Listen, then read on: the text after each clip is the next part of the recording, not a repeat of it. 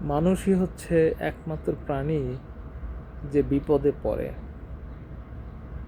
বিপদ অনেক ধরনের, শারীরিক বিপদ, অর্থনৈতিক বিপদ, মানসিক বিপদ, মান সম্মানের বিপদ।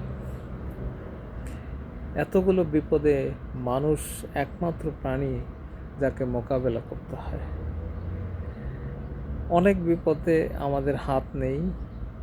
অনেক ক্ষেত্রে জন্মগতভাবেই শারীরিক ত্রুটি নিয়ে মানুষ জন্মগ্রহণ করেন। আবার অনেক ক্ষেত্রেই একটা মানুষ সুন্দর জীবনযাপন করেও, স্বাস্থ্যসম্মত জীবনযাপন করেও সুস্থ থাকতে পারেন না। সেই বিপদটা বাদ দিলে যে আমরা মানবসৃষ্ট যার বিপদগুলো রয়েছে, যেমন ধরুন যে এই যে সম্পর্কগত দিক দিয়ে আমরা বিপদে পড়ি, মানুষের সাথে টানাপোড়েন, মানুষের সাথে লেনদেন, এগুলোকে কিন্তু আমরা অ্যাভয়েড করতে পারি।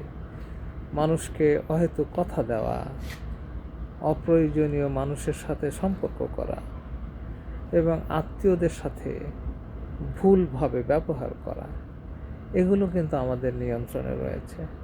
একবার যদি আমরা এগুলো নিয়ন্ত্রণ না করতে পারি, তাহলে কিন্তু আমরা মানুষরা এতটাই কষ্ট পাই যে এর থেকে বের হওয়া আমাদের জন্য খুব কঠিন।